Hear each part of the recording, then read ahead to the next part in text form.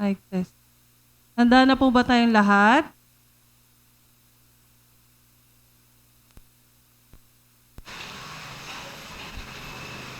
찾았잖아. 안 됐어? 오케이? 오케이. sorry. Okay. When I think about you, Kapag naiisip ko po kayo, I'm so thankful to God. ako po ay lubos na nagpapasalamat sa Diyos.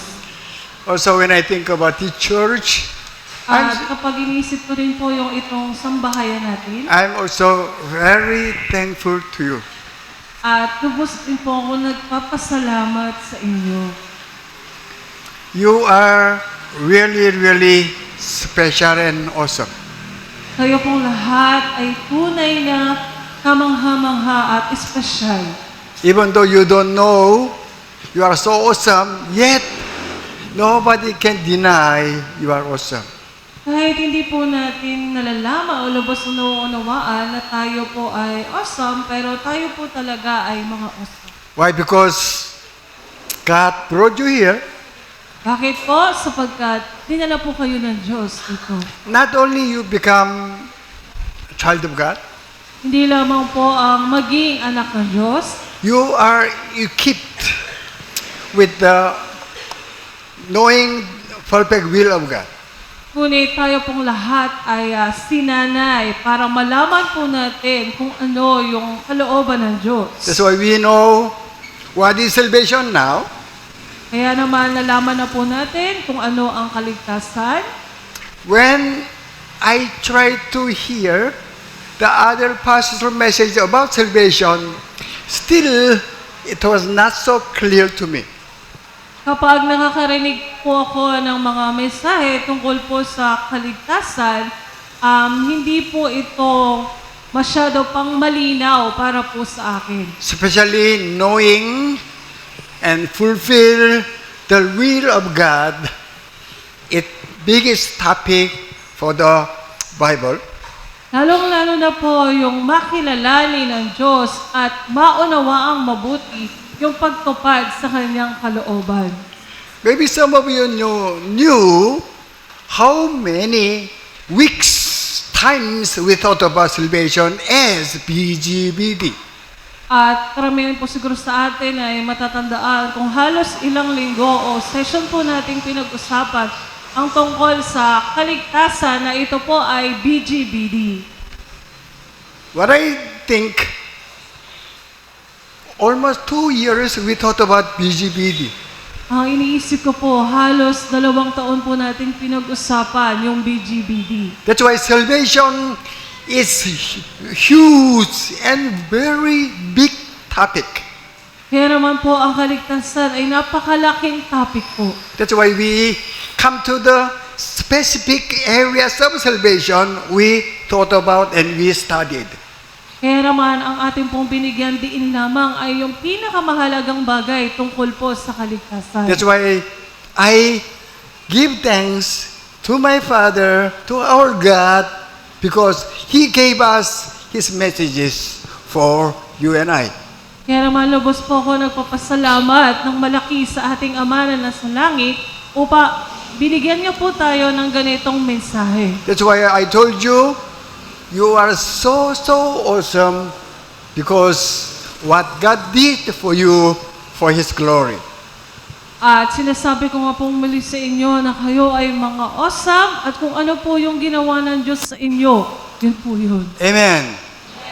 That's why I used to attend Korean churches or whatever. I could not satisfied, especially the message. At kahit pa po ako ay dumalo sa ibang mga sambahayan at makinig ng mga mensahe, hindi po ako masyadong nakukumbinsi.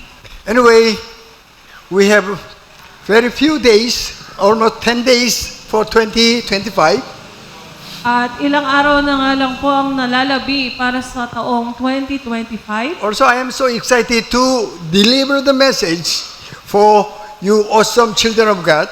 At ako po ay lubos na excited na ibahagi sa mga awesome na anak ng Diyos yung mga mensahe. God opened it, then He poured out His Spirit to know what I have to deliver to you, awesome children. Kaya naman binuksan po ng Diyos yung kalangitan upang maunawaan ng mga anak ng Diyos kung ano po yung aking ibabahagi sa inyo ngayon. Actually, usually also, I don't think about what I will preach next week much. Sa totoo lamang po, hindi ko po iniisip kung ano po yung aking ibabahagi kahit sa susunod na linggo pa po. As long as God will give, then I'm the one will deliver as speaker. At kapag nga po binigay ng Diyos sa akin yung mensahe, ang gagawin ko po ay ibabahagi ko po ito sa inyo bilang speaker. That's why usually what I used to deliver the message, it's new message for me even. At sa totoo lamang po, kung ano po yung aking ibinabahagi sa inyo ng mga mensahe, para po sa akin, ito po ay bago palagi. Kanina during the praise and worship, God gave me messages, but that's why I put a note. Kanina po habang tayo po ay nasa praise and worship, meron pong mga mensahe ang Diyos sa akin na sinulat ko po sa maliit na papel. Anyway, it was the last week topic. At ito nga pong ating pong pag-uusapan ay yung nakaraang linggong mensahe. But this second, we will go some other area of relationship. At sa pangalawang beses po, atin po itong tatalakayin yung tungkol sa relasyon po natin sa Diyos. I believe God will do something special to you. At naniniwala po ako na gagawa po ang Diyos ng mga espesyal na bagay ngayong umaga. Last week, this is what we thought about. Nakaraang linggo po, ito po yung ating napag-usapan. Jesus himself mentioned what kind of relationship between He, our Father, and you, the children of God. At si Jesus nga po ay binanggit po niya kung anong klaseng relasyon meron siya sa Diyos at tayo sa ating Ama. Actually, from the beginning, the relationship was started, God and you as creator and creation. At sa pasimula nga po, nagsimula po ang relasyon natin sa Diyos bilang siya yung lumikha at tayo naman po ang kanyang nilikha. And later on, He explained us your relationship between King and His people. At matapos po noon, ipinaliwanag naman po niya ang ating relasyon na siya ang ating hari at tayo naman ang kanyang bayan. Then later on, He said, I am your Almighty God, you are my people even. At sinabi rin po niya na ako ang inyong makapangyarihang Diyos at kayo ang aking mamamayan. Not only relationship, but you must experience, I am your God. Hindi lamang po yung relationship na yon, kundi dapat po ay malaman natin na siya yung ating Diyos. Then come to the New Testament, Jesus revealed our relationship with God as Son and Father. At sa bagong tipan naman po ay pinahayag ni Jesus ang ating relasyon sa ating Diyos ay ang pagiging anak at pagiging ama niya sa That's ating. why we call God, as we are New Testament time, we call Him Father instead of calling in other names. At sa bagong tipan nga po, ang naipaliwanag po sa atin, ang pagtawag po natin sa Diyos ay Ama, hindi anumang pangalan na naituro noon. That's why when we call God, we call Him Father. Kaya naman kapag tinawag po natin ang Diyos, ang tawag na po natin sa Kanya ngayon ay Ama. Think about, also observe other prayers of other members, whoever, when they started prayer, what word came out from their mouth first? At kapag nakakarinig nga po kayo sa iba na mga nananalangin, ano po ba yung unang salita yung kanilang binabanggit? What they used to say. What they used to say. Ano po yung kadalasan na sinasabi nila, yung una nilang nababanggit sa panalangin? Diyos, kapangyarihan. Parang ganun. But Jesus himself told us, you have to call God, what? Father. Ngunit ang sinabi po sa atin ni Jesus, tawagin po natin siyang Ama. If you will not call God Father, He will not listen to you. Kung hindi mo tatawaging Ama ang Diyos, malamang hindi ka niya mapapakinggan. Prayer is matter of between father and child. Ang pananalangin po ay, ito po ay sa pagitan ng anak at ng ama. That's why from now on, you try to hear other people when they pray. Kaya naman, simula po ngayon, subukan po nating pakinggan kung paano po nalalalangin yung ibang tao. That's why this church, as you and I, is so sensitive about one word in the Bible, even. At ito nga pong ating sambahayan, naging sensitibo po tayo sa isang napaka-espesyal na salita dito sa Biblia. That's why when we talk about king, even we studied what is the king in the Bible whole area also. Kahit pa po halimbawa ay pag-usapan po natin yung tungkol sa hari, lahat po ng parte o bahagi ng pagiging hari, ito po ay ating tinatalakay. So, then, I will let you think about your life. Nais ko pong isipin ninyo ang patungkol sa inyong buhay. When you raise up your children, maybe the single ones, they couldn't understand yet.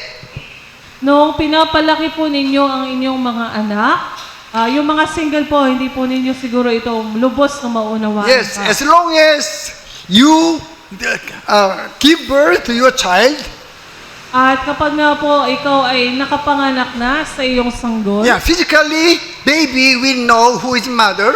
Later on, they will know who is father even. sa physical po, kahit yung baby, makikilala po nila kung sino yung nanay nila. At kapag medyo nagkaisip na nga po sila, makikilala naman nila yung kanilang tatay.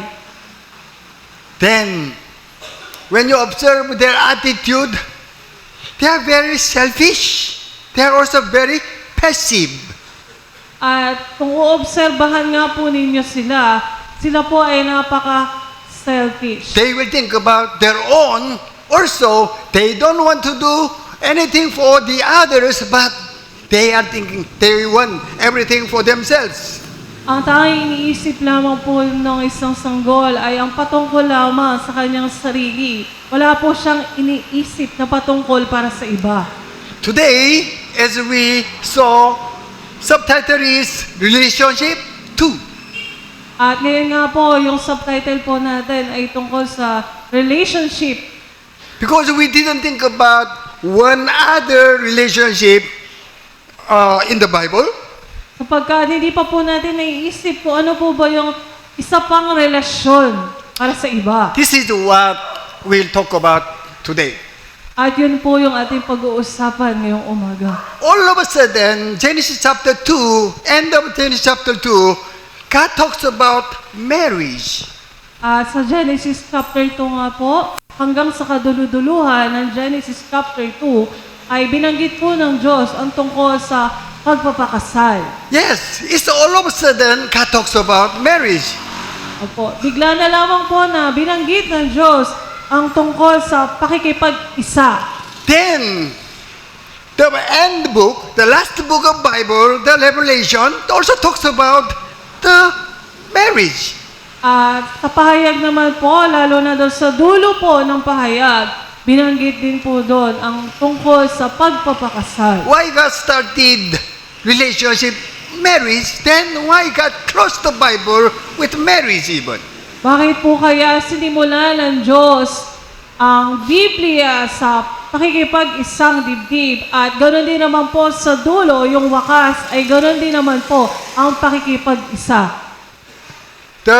God wants we will be one with our bridegroom. Dahil ang nais po ng Diyos ay maging isa tayo kasama ng ating pong lalaking lalaking asawa. This is not my word, but this is word of God. Hindi po ito salita ko, kundi ito po ay salita ng Diyos. This it seems talks about physical marriage. At ang pinag-uusapan po dito ay ang pisikal na pagpapakasal o pag-iisa. It's also spiritual marriage. At ito din po ay spiritual na pakikipag-isa. Then, how you could be one plus one equals one? Paano po mangyayaring kayo ay magiging isa doon sa formula na 1 plus 1 equals 1? God also gave us mystery. Binigyan po tayo ng Diyos ng isang misteryo. Jesus himself said, Father and I, actually two, Father and Son, but he said, we are what? What? One. Bakit po sinabi ni Jesus na ang Diyos at ako o ang Ama at ako ay isa? In the marriage, also we thought about this matter, 1 plus 1 equals 1, so many times.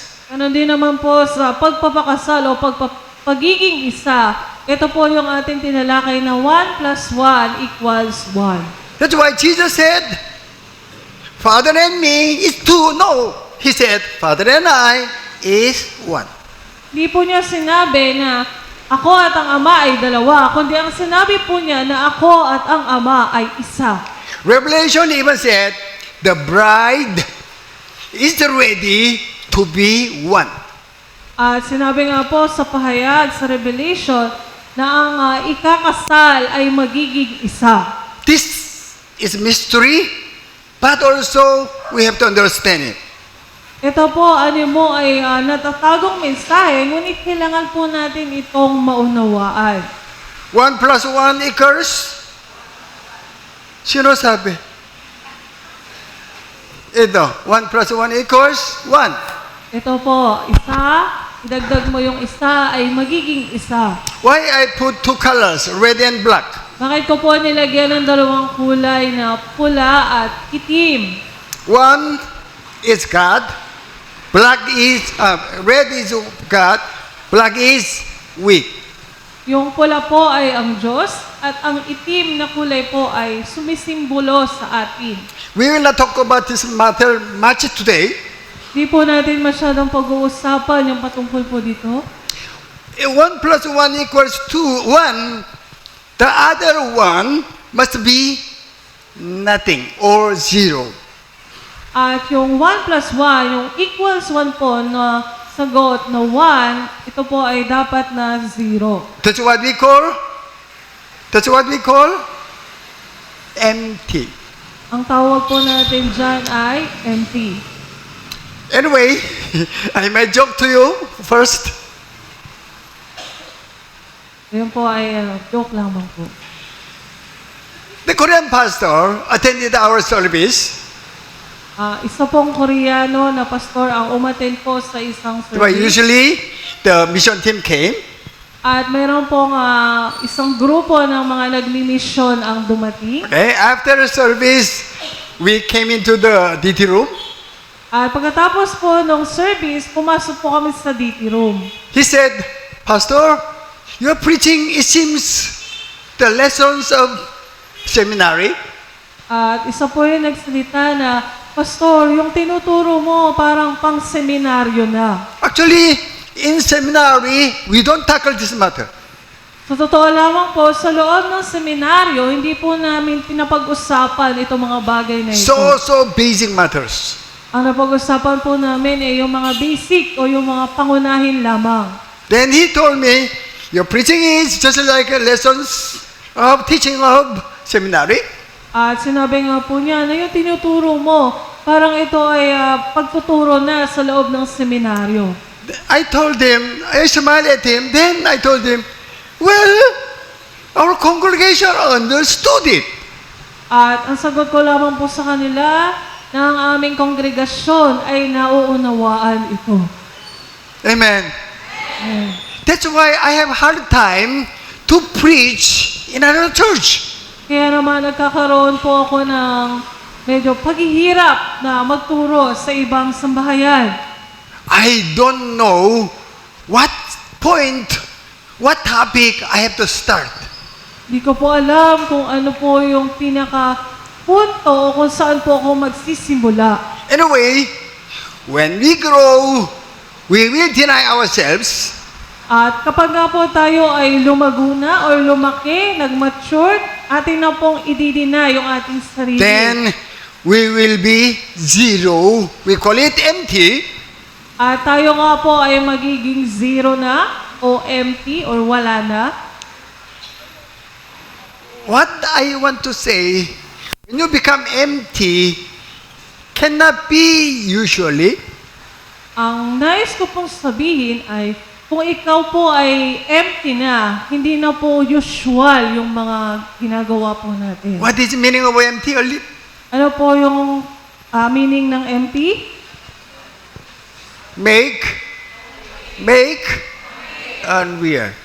Make unreal. You have your own, but you will deny. You will not consider what you have is yours. Meron ka, pero hindi mo kinyokonsidera na yung meron ka ay iyo.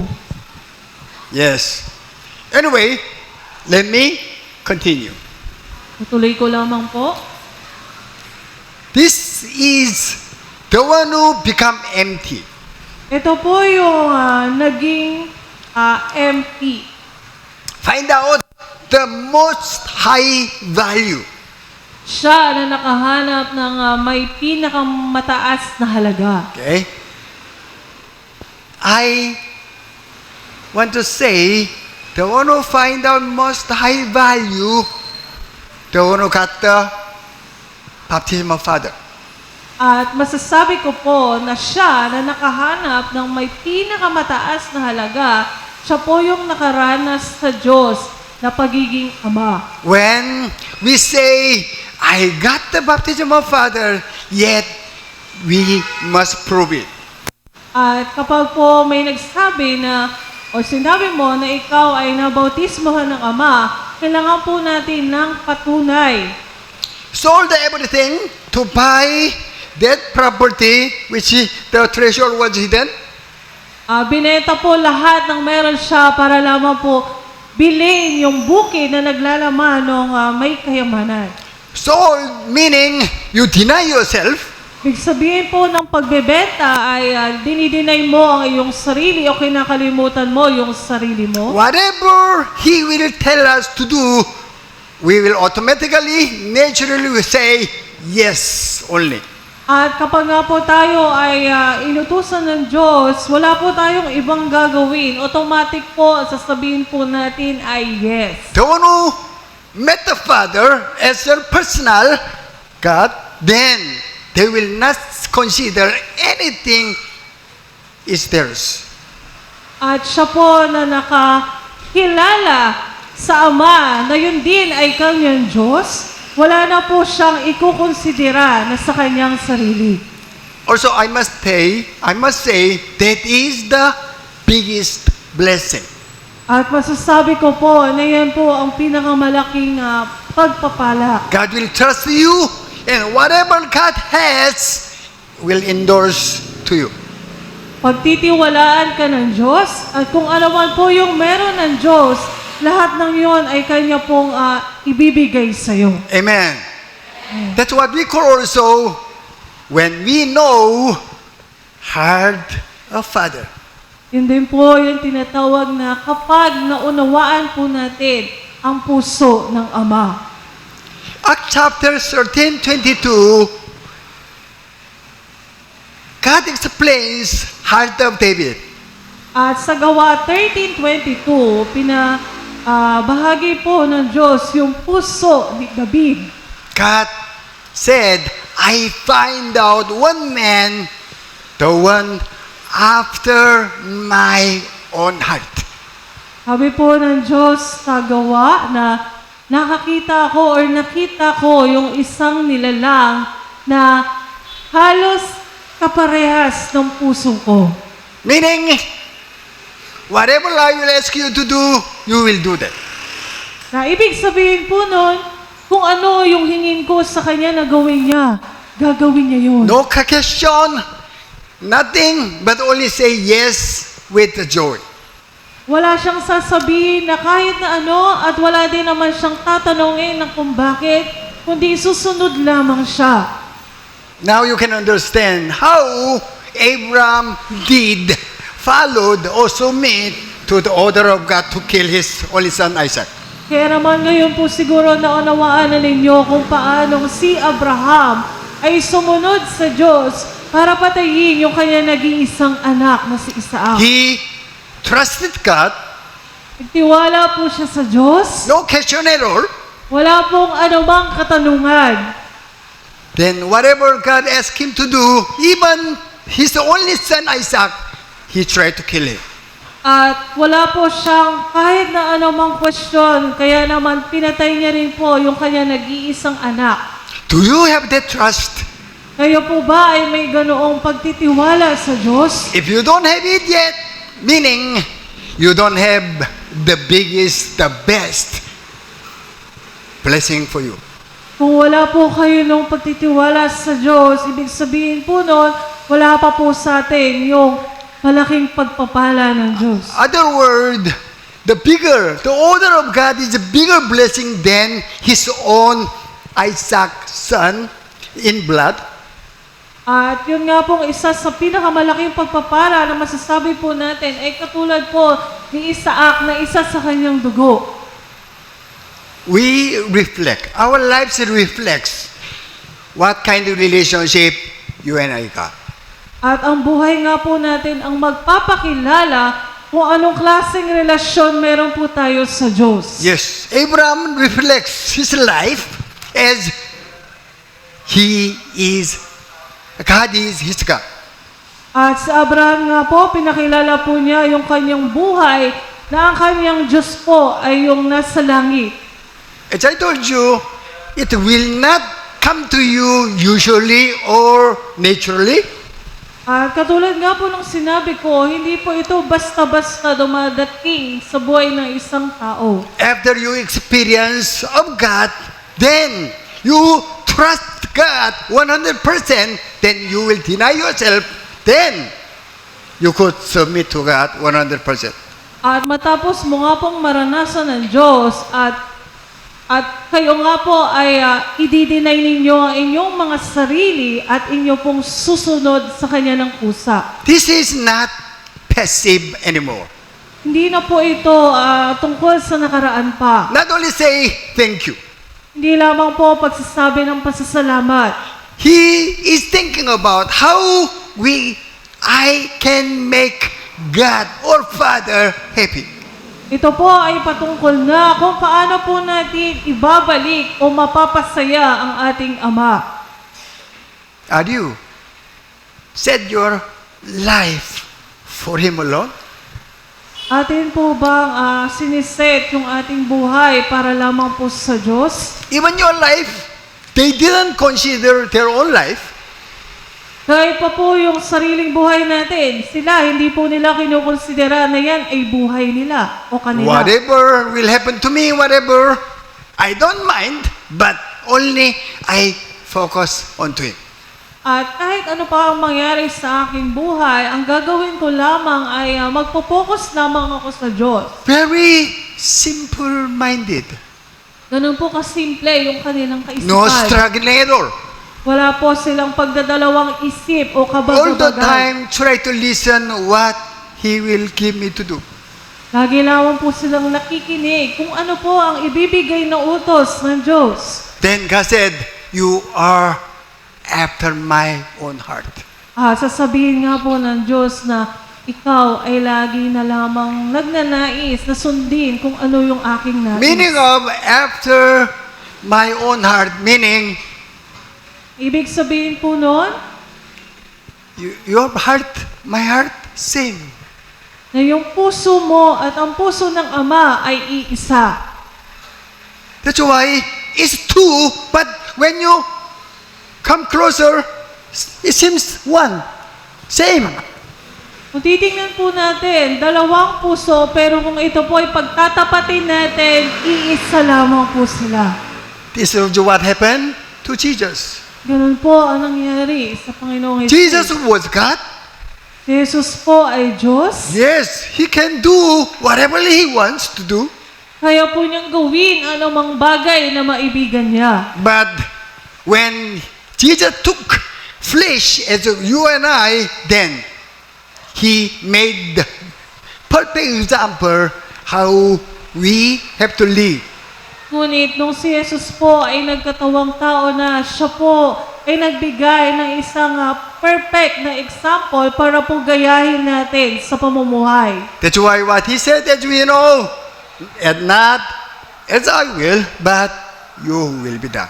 At ang lagi nga po niyang sinasabi ay yung hindi nais ko, kundi yung kalooban ng Ama ang masunod. Yes, most of us cannot say, not my will, but your will.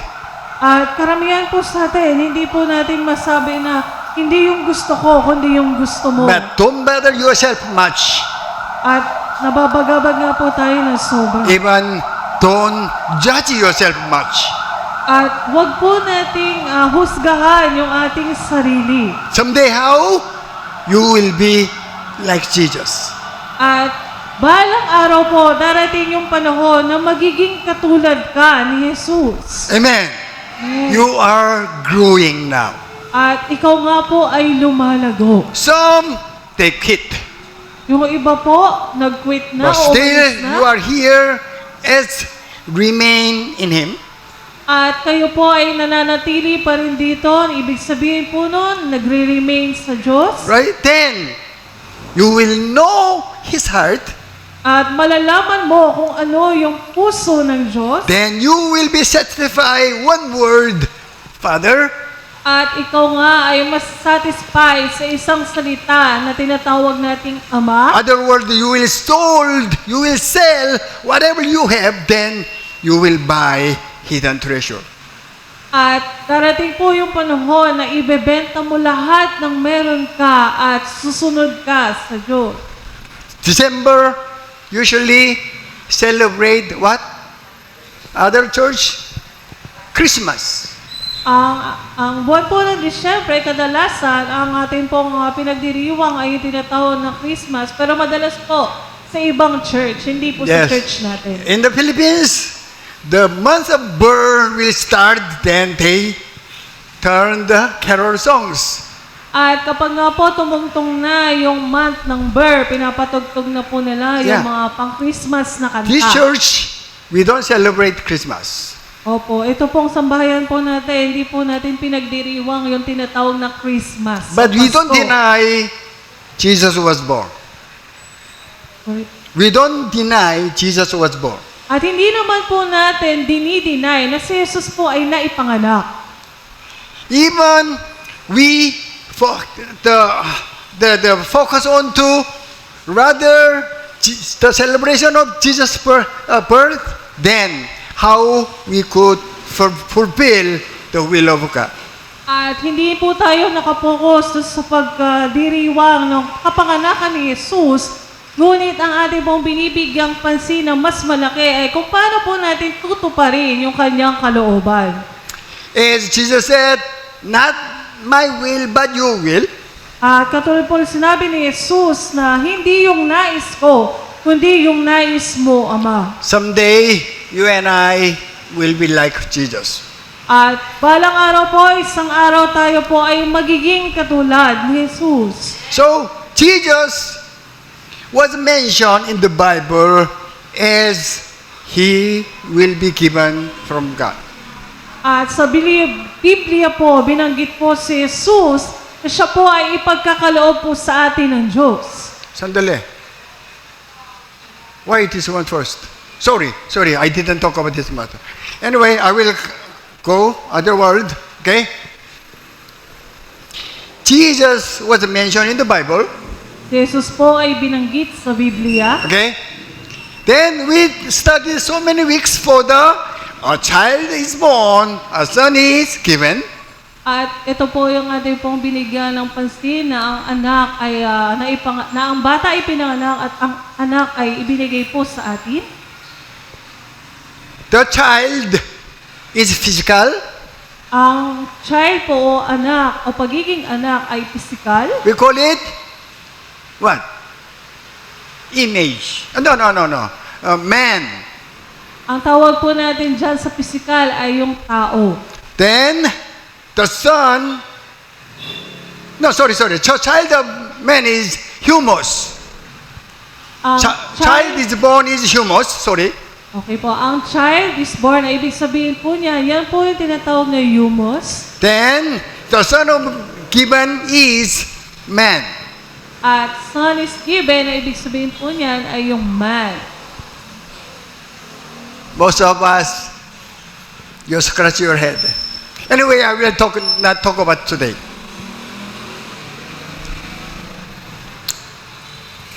Bible mentioned how Jesus will die on the cross. At sa Biblia po ay binanggit kung paano po ang kamatayan ni Jesus. Also, how Jesus will come, also mentioned in Old Testament. At kung paano din naman po na siya ay darating dito. Question. God has physical body? Tanong po, ang Diyos po ba ay may pisikal na pangangatawan? No. But this one, Zechariah already mentioned what? They have pierced, meaning will be crucified. Ngunit binanggit po dito sa Biblia na sila po ay tinusok or pinako. Ibig sabihin po noon, maaaring siya po ay mapako sa krus. We'll read. Okay, we'll read. Kasi go. And I will pour out on the house of David and the inhabitants of Jerusalem of spirit of grace and supplication. They will look on me, the one they have they pierced, and they will mourn for him as one mourns for one and only child, and grieve bitterly for him as one grieves for a firstborn son. see. That's why Jewish cannot believe Jesus. Kaya naman po yung mga Jewish o Hudyo, hindi po sila naniniwala kay Jesus. Even though they have Old Testament book, Bible, Kahit pa po sila ay merong libro ng tungkol sa lumang tipan, then they didn't study this verse. hindi po nila ito pinag-aralang mabuti, yung verse po na to. Jewish usually say, God cannot took flesh. At madalas po na tinuturo nila na ang Diyos ay walang katawang pisikal. How they can explain Jewish? Paano po ipapaliwanag ito ng mga Hudyo? Already, God will send His only Son as you and I. At ang Diyos nga po ay pinaunawa na po sa atin ito. Then He will be nailed by the creation, the human. At si Jesus nga po ay ipapako ng mga nilikha niya. That's why God will pour out Spirit. Then they will remember what they did. They crucified Jesus.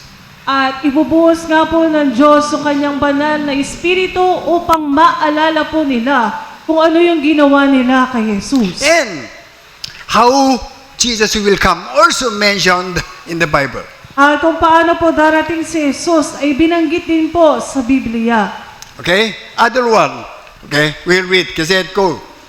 The mouth is dried up like a potsherd, and my tongue stick to the roof of my mouth. You lay me in the dust of death. Dogs surround me, a pack of villains encircles me. They pierce my hands and my feet.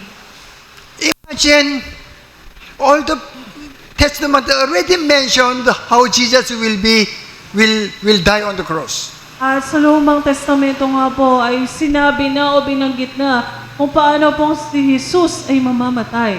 Even as I told you, how He will come on the earth again.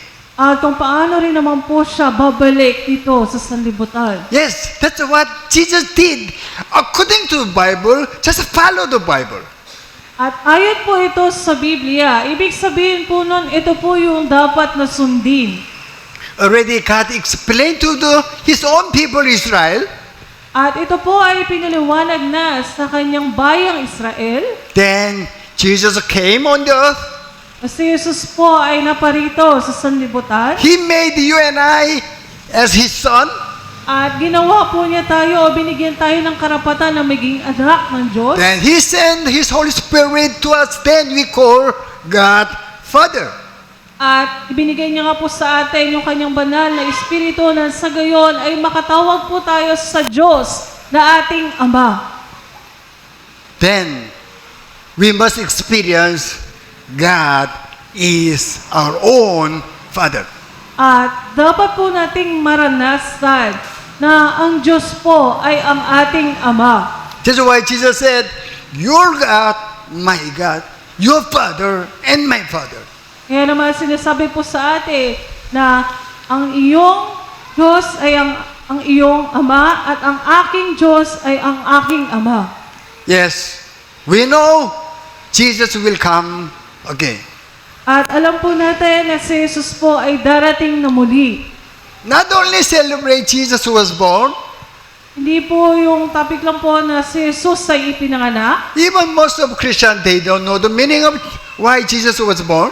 At karamihan nga po sa mga Kristiyano, hindi pa po nila lubos na uunawaan yung tunay na kahulugan kung bakit ipinanganak si Jesus. Even most of Christians, they know the meaning of, very shallow meaning of Jesus was born. At karamihan po sa mga Kristiyano ay mababaw lamang yung pagkaunawa po nila tungkol sa pagkapanganak ni Jesus. Last week, I delivered a message, very important message. Nakaraang linggo po, binahagi ko po yung pinakamahalagang mensahe. Maybe still you remember, Naaalala po ba natin? when you call God Father, then you consider yourself with God is what? Go ahead. Tagalog. At kapag ka po tinawag po natin ang Diyos na Ama, Then you consider yourself is equal with God.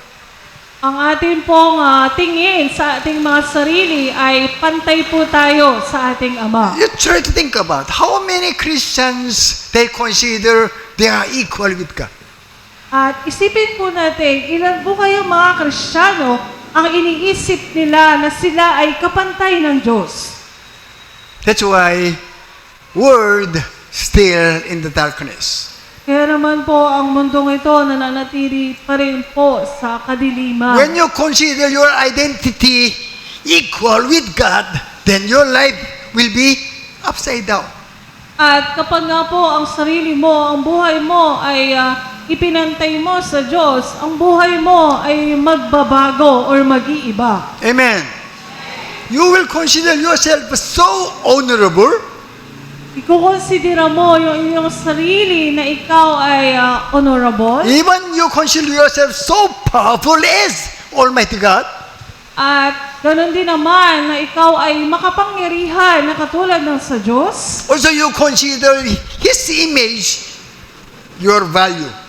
At yung kanyang pagkakakilanlan o kanyang karakter ay kaparehas ng value na meron ka. If you even consider yourself you are king, then your attitude, your life will be different. Kung halimbawa na ikaw, kinukonsidera mo ang sarili mo na ikaw ay hari, ibig sabihin nun, ang iyong buhay ay mababago at Yes. mag-iiba. Even ugly, just like me, old, whatever, I don't mind. Nobody can change my identity in God. At kahit pa po ako, matanda na, wala pong sinuman ang pwedeng makapagpabago ng aking pagkakakilanlan bilang anak ng Diyos. I know the value what I have. Alam ko yung halaga na meron ako. Not because of me, but because of God. God gave that identity to me. Hindi po dahil sa akin, kundi sapagkat binigay po yan ng Diyos, yung pagkakakilanlan ko. Today we are talking about another relationship as marriage. Ngayon po, pinag-uusapan nga po natin yung isa pang topic tungkol po sa marriage. Ito po Even ay we part of call relationship. God Father, if you are not one, you cannot be one with God. Kung hindi mo po kayang tawaging Ama ang Diyos, hindi po kayo magiging isa. Do you know what was the last prayer of Jesus? Alam po ba ninyo o natatandaan po ba ninyo kung ano yung huling panalangin ni Jesus? As we consider last word of human when they stop the breathing, meaning die, we consider the last word is very important. Halimbawa po, kung halimbawa ang isang tao po ay mamamatay na at dumating na po siya sa huling hininga, yung huling-huling sasabihin po niya, para po sa atin, yun po yung pinakamahalaga. What was the last prayer of Jesus? Ano po yung huling panalangin ni Jesus? Of course, when he was crucified, yes, he said some word. We call it 7 words. Doon nga po siya ay nakapako na, meron po siyang sinasabi doon. Ang tawag po natin doon yung last 7 word ni Jesus. But his last prayer is here. Ngunit ito po yung kanyang huling panalangin. We read. Ready? Ready? Walang bibig eh. Walang sabi. Ready ka? Okay, we read. Kasi go. I will remain in the world no longer, but they are still in the world, and I am coming to you. Holy Father, protect them by the power of your name and the name you gave me, So that they might be one as we are one. God wants you to be one with God. Ang nais po ni Jesus ay maging kaisa po tayo ng Diyos. So that you will marry Him. Sa gayon po ay makaisang dibdib po natin siya or maging isa po tayo kasama niya. If you will not be one, the empty, then you cannot marry Him. Kung hindi po tayo magiging isa or magiging katulad niya, ay hindi po natin siya mapapakasalan. That's why Jesus said, protect them until they will be empty. Kaya naman po ang panalangin niya ay protektahan mo sila hanggang sa sila ay maging empty. Okay? That's why Jesus prayed, they might be one as we are one. Sa gayon, sila ay maging isa, katulad natin na iisa. Then, I will play again. 1 plus 1 equal 1. Oh, muli po, 1 plus 1 equals 1. There's one. Other one is we. At yung isa po na kanina na black, tayo po yun. When you become empty, you will accept His own everything. At kapag nga po ikaw ay naging empty na, tatanggapin mo na po yung lahat ng meron ng Diyos bilang iyo. Sandali lang po. This is very easy to hear. Ito po ay madaling mapakinggan. But it's very hard to experience. Ngunit napakahirap po ito na maranasan. Because it's fulfilling of will of Father. Sapagkat ito po ay patungkol sa pagtupad kung ano yung nais ng Diyos. As Jesus prayed lastly, At si Jesus po, ito po yung kanyang panalangin sa huli. yes, it's the will of God. Opo, ito po yung nais ng Diyos. Then, if they will be one, then they will reflect who is the Father in heaven. At kapag nga po sila ay naging isa na, maaari o kaya na po nilang ipakilala o ipakita kung sino ang Ama na nasa langit. Maybe this moment, you just heard of it, then, you shake your hand, then someday how you will experience of it. Sa ngayon po, siguro kung marinig po natin ito, inanad lang po natin yung mga ulo po natin, pero darating po yung araw na mararanasan po natin ito. Jesus, even He was flesh, He took flesh, At kahit po si Jesus, nung siya po ay nasa katawang lupa pa, but He said what? Not my will, I have my own, but I deny it. I will took your will.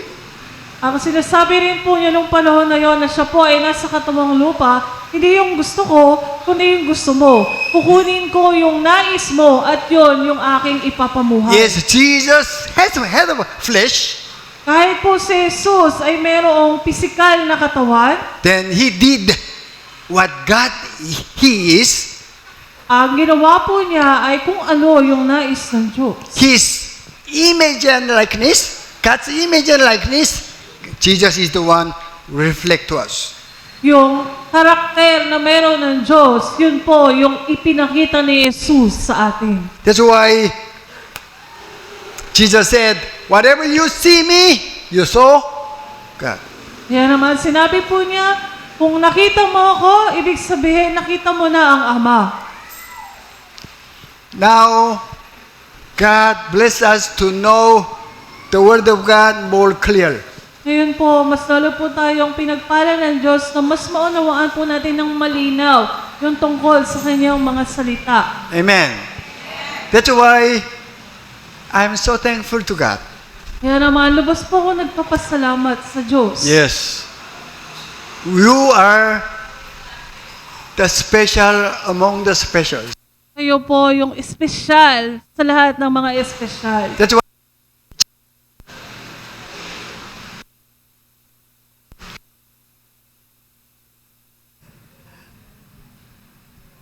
okay, we greet each other. What? You are? Kaya naman, madalas po nating sinasabi sa isa't isa na ikaw ay awesome. We saying, we greet each other, you are awesome. Babali now? Hindi po natin ito sa salita lamang na binabati natin ng isa't isa na you are awesome. When someday how you will be awesome itself, then you will recognize others also awesome as what you are. At narating nga po yung araw na ikaw, yung salitang awesome na magmamanifest sa buhay mo at makikita mo yung iba na sila din pala ay awesome. Then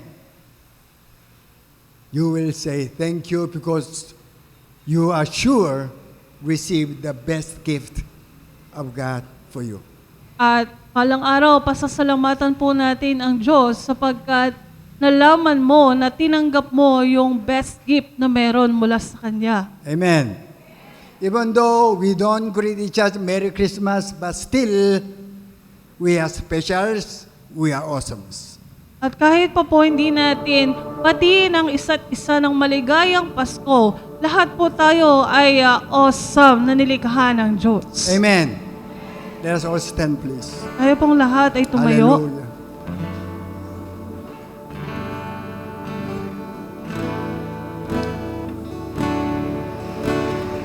God will reveal Himself to us. Ipapahayag po ng Diyos ang kanyang sarili sa atin. Then we will know Him more clearly. At mas makikilala po natin siya ng mas Then maliwanag. finally we will deny ourselves. At atin na nga pong kakalimutan yung ating mga sarili. Then we will be empty. At tayo po ay magiging empty na. Then we will be one with Jesus. At magiging isa po tayo kay Jesus. Not only Jesus was born Hindi lamang po na si Jesus po ay naipanganak to be children, to make us His children. para po tayo ay maging mga anak ng Diyos. Then, as we know, we have to grow and be matured. At sa pagkakaalam po natin, tayo po ay dapat na lumago at mag-matured. Then, we will marry Jesus. At atin nga po makakaisang dibdib si Jesus. Then we'll enjoy as one. At tayo po ay magiging isa kasama niya. Amen. Amen. Let us shout hallelujah to glorify Him. Let us shout hallelujah. Hallelujah!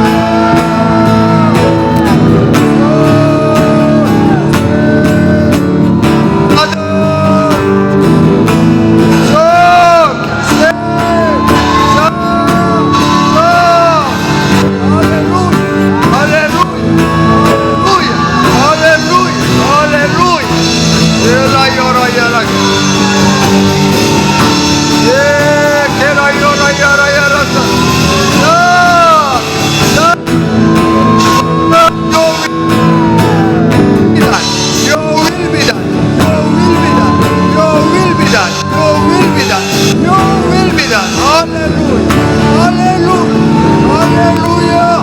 Hallelujah!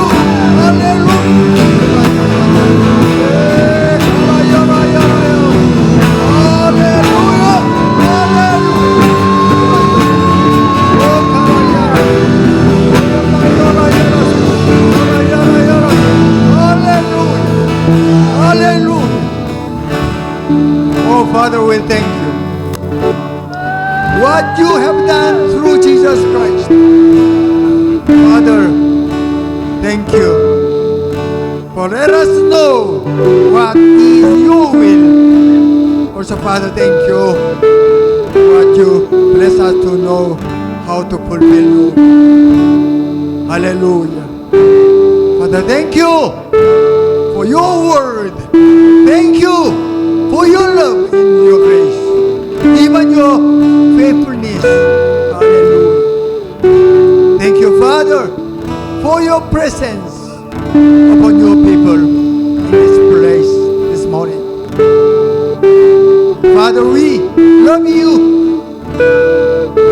We glorify you. May the grace of Jesus Christ, our Lord and Savior, the one who was born and crucified, and show us perfect example how you become empty.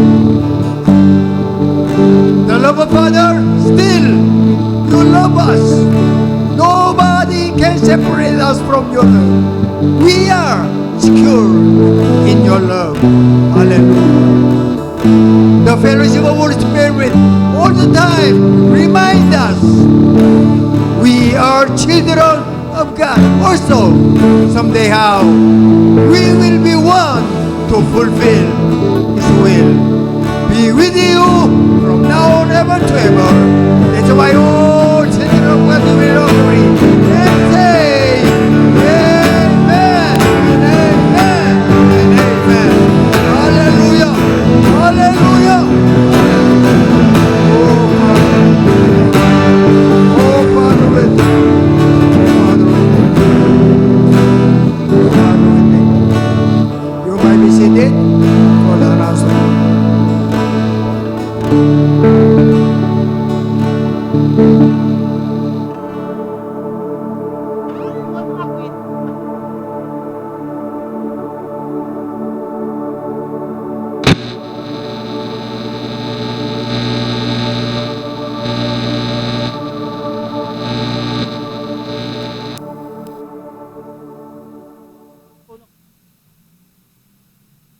Ito po, announcement po. Announcement po. Tuwing linggo. Sabi nga po, magkita-kita po tayo. Alas 8 po ng umaga dito po sa ating sambahayan. Ano po. At sa darating na linggo nga po, yung ating pong year-end party. Opo. Pag-celebrate po natin yung isang taon ng kabutihan ng Diyos sa atin. Ano po. At pagkatapos po ng ating gawain, meron po tayong gawain araw-araw dito po sa ating sambayan, 6:30 po ng umaga. Ano po. So sa panalanginan po, sana po makasama po yung mga kapatid po natin, lalong-lalo na yung mga nasa tahanan lamang po, walang pasok. So kung hindi naman po kayo makadalo dito, pwede niyo po silang sabayan sa pananalangin. So kahit nasaan po kayo, sabi nga wala po pala tayong maidadahilan, ano? Tumabay po tayo sa pananalangin. 6:30 po yan ng umaga. At tuwing Miyerkules naman po, alas 3 ng hapon, dito po sa ating sambahayan, yung ating pong prayer meeting. So, yung pananalangin po ba natin ay may resulta? Meron po. Obserbahan niyo po yung nangyayari sa ating paligid. Na po. So, ganun po makapangyarihan yung ating pananalangin. Kaya sana po, makadalo po yung iba sa atin, lalong na po na mga nasa bahay lamang. Na po. So, sama-sama po natin ipanalangin. Lalo na po yung ating bansang Pilipinas. Kasi medyo magulo po yung bansa natin ngayon. Po, at pagkatapos naman po ng gawain natin, mamaya po, dito po sa church po natin, 10:30 po ng umaga, yung ating pong mga kids. So, welcome po. Kahit na sino man po, pwede pong dumalo. Lalong-lalo na po, syempre, yung mga malalapit sa ating buhay. No po? And then, mamayang hapon naman po, yung ating mga kabataan, dalaga at binata, dito po sa ating sambahayan, 1:30 po yan ng hahapon. So, gano'n din naman po. Welcome po yung mga pamangkin ninyo. Welcome po sila dito. And then yung ating pong EGF. So, nakadala po ba kayo last Friday?